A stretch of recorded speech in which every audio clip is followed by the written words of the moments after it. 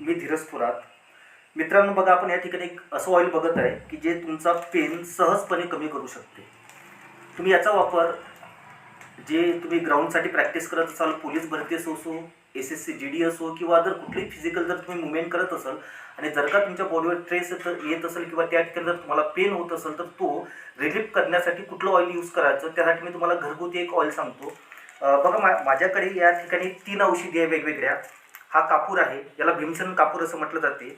त्यानंतर माझ्याकडे आसमान तारा आहे आणि माझ्या आहे अजवान फूल. हे 3 औषधी वेगवेगळे आहेत. ह्या तिन्ही औषधी एकत्र केल्यानंतर ॲटोमॅटिक याचं रिएक्शन झाल्यानंतर ही लिक्विड फॉर्ममध्ये बदलून येणार आहे. आता सध्या सॉलिड आहे. सपोज आपण तिघांना काय केलं, एका बॉटलमध्ये आपण लिक्विड काय करू, मिक्स करू आणि मिक्स केल्यानंतर ते या पद्धतीने तुमचं ऑइल तयार होणार आहे. सध्या आता मी मिक्स केलं नाही, ऑलरेडी माझ्याकडे मिक्स केलेलं आहे आणि या पद्धतीचं तुमचं मिक्स होईल. याच्यामध्ये तुम्हाला पाणी वगैरे काहीही टाकायचं नाही आहे. बघा मित्रांनो, ज्या ठिकाणी तुमच्या हातामध्ये मसलमध्ये काहीतरी पेन होत असेल, पायामध्ये काहीतरी हे होत असेल, धावताना तुम्हाला काहीतरी ज्या ठिकाणी नस लागलेली आहे वेदना जर होत असेल तर अशा ठिकाणी साधं तुम्ही सरसूचं ऑइल आणि त्याच्यामध्ये थोडंसं 2 ते 3 थेंब किंवा त्याच्यापेक्षा थोडं जास्त हे ऑइल घेऊन त्या ठिकाणी हलकीशी मसाज करू शकता आणि लगेच तुमचा पेन कमी होईल. ठीक आहे, नक्की तुम्ही करून बघा. कुठल्याही आयुर्वेदिक शॉपमध्ये तुम्हाला ह्या 3 वस्तू मिळणार आहे, ज्याला भीमसेन कापूर, अजवान फूल आणि आसमान तारा म्हणून ओळखल्या जाते. आणि तिघांचं एकत्रित जे मिश्रण आहे ते अमृतधारा आहे आणि तुम्हाला सरसूच्या ऑइलमध्ये मिक्स करून ते लावायचं आहे. मित्रांनो, असं झाल्यानंतर जर मसल जर जास्त ताणल्या गेलेलं असेल किंवा जास्त त्रास होत असेल तर तुम्ही स्टीमसुद्धा देऊ शकता. हे सुद्धा मी तुम्हाला घरगुतीच सांगणार आहे. तर स्टीम कशा पद्धतीची द्यावी लागणार आहे, त्याच्यामध्ये कुठकुठल्या औषधी यूज करावी लागणार आहे हे तुम्हाला लगेच मी आता थोड्या वेळामध्ये दाखवणारच आहे. तर चला तर मग बघूया. बघा मित्रांनो, घरगुती स्टीम देण्यासाठी आपल्याला काय करावं लागेल. या ठिकाणी मी एक खाली कुकर घेतलेला आहे. हे कुकरचं झाकण आहे, ज्याला मी काय केलं, याची शिट्टी काढून घेतलेली आणि एक जुनी काय केली आहे, जी गॅसची नळी आहे ही यामध्ये लावलेली आहे.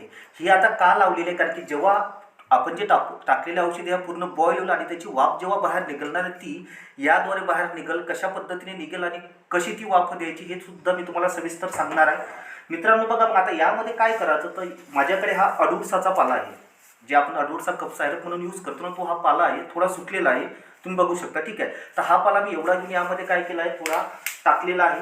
ठीक आहे, आणि सोबतच माझ्याकडे हा निरगुडीचा पाला आहे, सुकलेला आहे. 4-5 दिवस 8 दिवस अगोदर मी आणून ठेवलेला होता. हा निरगुडी आहे, ज्याला संबालू सुद्धा म्हटलं जाते आणि हा खास वातनाशक आहे. तुम्ही घरगुती सुद्धा याचा वापर केलेला असेल की असं एका बिटेचा काही एखादा भाग घेऊन त्याच्यामध्ये हे करून तुम्ही कापडानं शेकलेलं असतं, परंतु तुम्ही स्टीम घ्याल तर यामध्ये तुम्हाला खूप जास्त बेनिफिट भेटणार आहे. तुम्ही या ठिकाणी थोडं प्रमाणात काय केलं आहे, निरगुडीचा पाला सुद्धा टाकलेला आहे. आता मित्रांनो, यामध्ये थोडं तुम्हाला काय करायचं, पाणी टाकायचं आहे. साधारणतः इतकं पाणी घ्यायचं. मी पाणी टाकून सुद्धा तुम्हाला दाखवतो आणि नंतर याची वाफ निघाल्यानंतर ती कशा पद्धतीने द्यायची 100% तुम्हाला या गोष्टीचा आरामसुद्धा पडणार आहे. चला तर मग आपण आता यामध्ये पाणी टाकूया.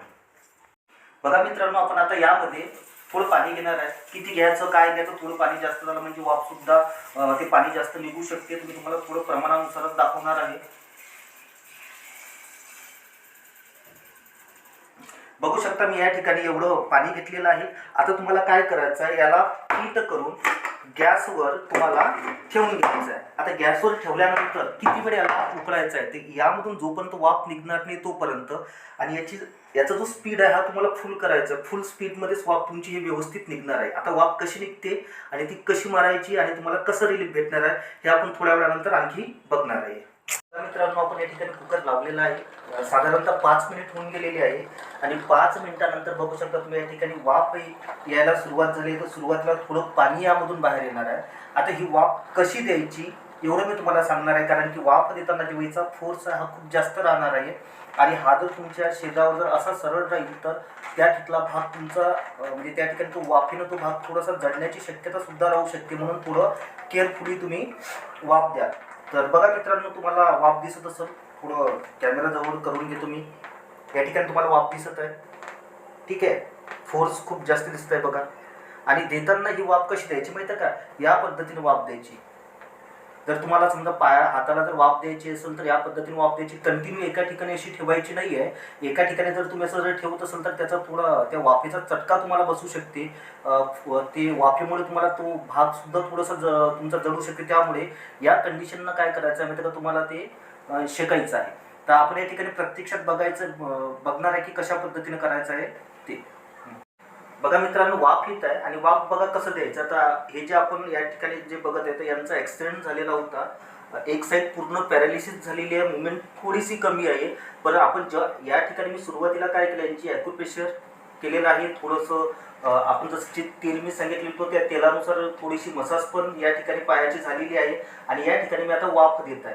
आता ह्या वाफेचा जो आहे तर आपण जे हे केलेलं होतं, ऑइलिंग केलेलं होतं, तर त्यामुळे आता या वाफेमुळे ते डायरेक्ट आतपर्यंत त्याचं काय भेटणार आहे, बेनिफिट भेटू शकते. आणि अशा पद्धतीने तुम्ही तुमच्या शरीराचा कुठलाही भाग किंवा जर पेन करत असेल, त्या ठिकाणी सुजन असेल किंवा सर्क्युलेशन जर होत नसेल, तर तुम्ही या पद्धतीने घरगुती स्टीम देऊ शकता. आणि अगदी सोपं आहे. जर काही अडचण जर असली किंवा तुम्हाला कशी वाफ द्यायची, आता जसं मी या ठिकाणी पायाला देत आहे, थोड्या वेळानंतर मी हाताला देईल, ठीक आहे, पाठीला सुद्धा याच पद्धतीनं वाफ देणार आहे. ठीक आहे, ठीक आहे. तर या पद्धतीने तुम्हाला वाफ द्यायची आहे. तर मित्रांनो, निश्चितच तुम्हाला हा घरगुती जो उपाय आहे हा आवडलेला असेल आणि 100% याचं बेनिफिट सुद्धा तुम्हाला मिळणारच आहे. तुम्हाला व्हिडिओ कसा आवडला आणि जर का तुम्ही या गोष्टीचा स्वतः वापर करत असाल आणि तुम्हाला किती फायदा होईल या गोष्टीचा, तुम्ही नक्की याबाबत शेअर करा. आणि जर व्हिडिओ तुम्हाला आवडलेला असेल तर तुम्ही इतर मित्रांपर्यंत सुद्धा काय करू शकता, शेअर करू शकता. Thank you so much.